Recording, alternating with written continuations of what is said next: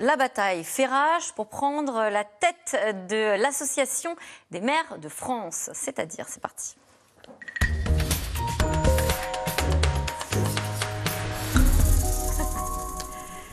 Bonsoir Philippe Laurent. Bonsoir.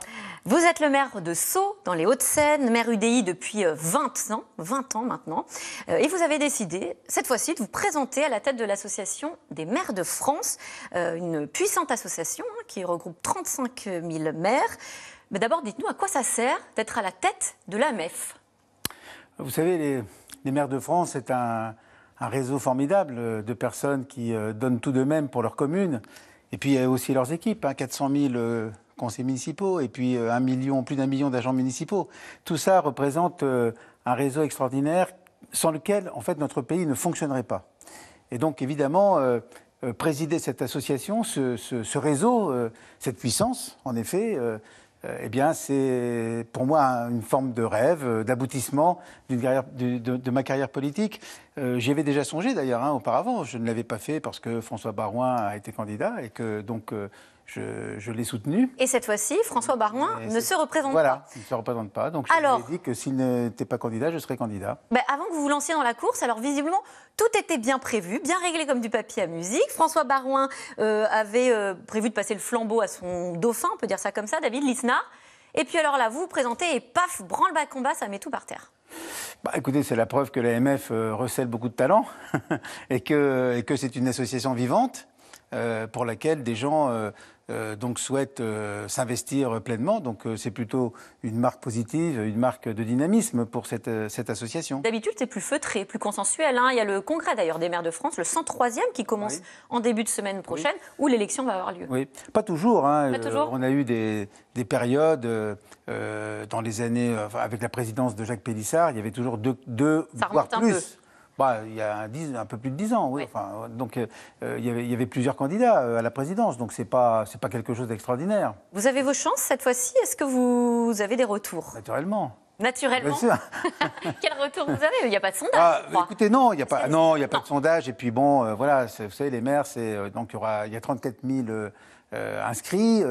Il y aura, je ne sais pas, peut-être 20 000, 25 000, peut-être plus votants. Donc il faut que les maires se mobilisent pour voter. C'est un vote électronique. Ils peuvent voter de là où ils sont. Donc c'est pas besoin d'être présent. Non, pas besoin d'être présent. C'est la première fois.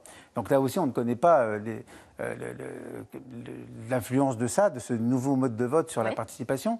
Je pense néanmoins, dans les déplacements, moi j'ai fait... Vous avez fait campagne sur le terrain, bien justement? sûr, j'ai fait 25 déplacements sur le terrain, plus des réunions visio, enfin voilà. Donc bien sûr, oui, j'ai fait beaucoup de déplacements, c'est normal. Vous savez, c'est comme une très grande élection sénatoriale, donc on va voir les maires, on explique, on se présente. Moi, j'ai pas besoin peut-être de me présenter tant que ça, parce que je suis déjà très connu par les maires de France. C'est ce qui fait d'ailleurs... Mais vous dites c'est comme les sénatoriales aussi, c'est que bon, parfois on nous dit qu'on va voter et puis en fait on ne vote pas pour nous. Eh bien oui, mais parfois le contraire aussi. Vos adversaires dénoncent la proximité de vos soutiens avec Emmanuel Macron. Est-ce que vous êtes le président de la majorité présidentielle? Pas du tout. Enfin le président. Pas du tout. Potentiel futur président. Ouais, pas du tout, non. Moi, j'aspire à présider cette association qui ne doit pas être d'ailleurs otage des autres élections. Il y a une élection présidentielle qui arrive, c'est autre chose. Là, c'est une association qui doit élire son président et ses instances dirigeantes. Moi, vous savez, j'étais et je suis toujours très critique quant à l'action de l'actuel gouvernement et de l'actuel président vis-à-vis de l'ensemble des maires de France. Je l'ai été aussi avec les prédécesseurs, de la même manière. Il peut y avoir un intérêt quand même. Non, mais il peut y avoir un intérêt à avoir aussi des liens privilégiés avec le président, parce que c'est pour peser davantage, et c'est ce que demande, je crois, l'Association des maires de France. Précisément, c'est que... mais je vais vous faire quand même une petite confidence. Dans ma commune de Sceaux, j'ai une majorité municipale UDI-LR, et mon principal opposant, c'est En Marche. C'est LREM. Oui, c'est LREM. Donc, si vous êtes bien renseigné, vous avez pu le voir. Et mais pas dans votre liste. Dans votre liste, vous avez pas mal de proches LREM. Ce sont des maires. Ce sont des maires qui sont les uns et les autres très fortement engagés sur leur territoire. Mais vous avez raison. Moi, je pense que l'AMF doit se placé en position centrale sur le pays, avoir des relations étroites, fortes avec le Parlement, avec les autres associations d'élus, mais aussi être en position de négocier, de discuter avec les ministres, avec l'administration centrale et être en position de délivrer des messages forts au président de la République. Ça, c'est un vrai défi parce que, alors, je vais vous citer le premier vice-président des maires de France, André Léniel, qui a dressé un bilan apocalyptique de ces 4 dernières années. Je vous le cite. Il a fallu faire acte de résistance face à l'incompréhension du monde local de la part de l'État. Il dénonce une situation absolument insupportable, une recentralisation sans précédent et une constitution bafouée. Il y a du pain sur la planche. Il faut renégocier les relations. Oui. Alors, le constat que fait André Léniel, je le partage. Oui. Je n'emploierai peut-être pas tout à fait le même mot parce que c'est ma nature. Mais je le partage sur le fond. Nous avons eu des années, mais ça n'est pas encore nouveau. C'était vrai déjà sous le précédent quinquennat. Ouais. Nous avons des années très difficiles.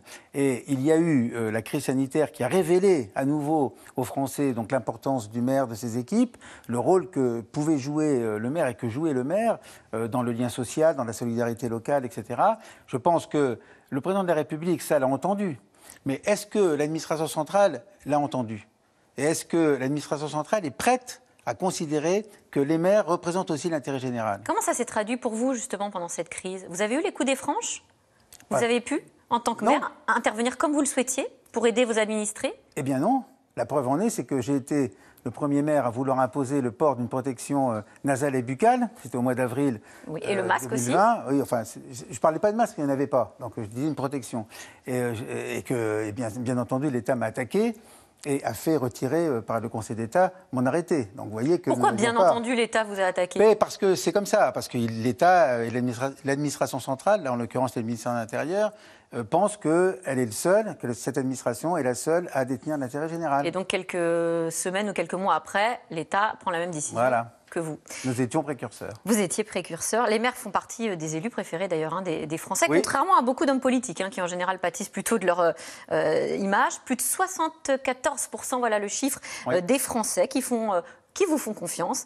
Comment est-ce que vous allez maintenir ce lien si vous êtes à la tête de la présidence de l'AMF? Le lien avec les Français? Oui. Mais je pense que chaque maire sur sa commune le maintient. Vous savez, chaque maire sur sa commune est en position, encore une fois, centrale. Il sait ce qui se passe, il connaît sa commune, il connaît ses habitants, il sait, il voit les dérives qu'il faut éviter, il voit aussi les initiatives qu'il faut encourager, qu'il faut pousser. Et donc, je pense que nous n'avons pas de préoccupation là-dessus. On n'a pas d'inquiétude, parce que nous sommes aussi sous la pression des habitants.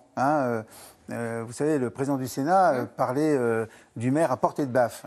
C'est exactement ça. Donc quand vous êtes à portée de baffe, ça veut dire que vous connaissez les choses et que vous faites attention. Est-ce que cette expérience manque à Emmanuel Macron? Je ne parle pas de la baffe, bien sûr, je parle de l'expérience de maire. Ça a été fait, la baffe. Je parle justement de l'expérience de maire.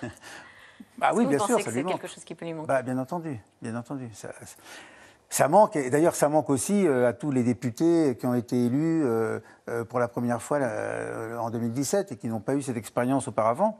Et qui ressentent cette lacune-là. Qui le ressentent. Alors, je dois dire d'ailleurs qu'ils le ressentent aujourd'hui, ils le disent. Ce n'était pas le cas il y a quelques années. Au début, tout le monde s'en foutait. Aujourd'hui, ils le disent. Très rapidement, autour d'une autre campagne qui a lieu, donc cette fameuse campagne présidentielle, vous êtes maire, vous avez donc dû être sollicité pour votre parrainage. Vous l'avez donné à un candidat? Pas du tout. Pourquoi? Je ne le donnerai pas, parce que d'abord je considère que ce système n'est pas très bon, je considère que les maires n'ont pas, c'est une responsabilité qu'ils prennent et qui n'est pas toujours appréciée par leurs habitants. Le maire doit rassembler, il doit être en position de rassemblement, il ne doit pas être en position précisément de diviser, de prendre des positions, et pour ma part, si je suis élu président de l'Association des maires de France, je ne prendrai position pour aucun candidat. Eh bien, merci Philippe Laurent, maire de Sceaux. Merci d'être venu sur notre plateau. Et résultat attendu mercredi prochain. On recevra d'ailleurs votre concurrent David Lisnard la semaine prochaine. Tout de suite, c'est dans l'air. Bonne émission à vous.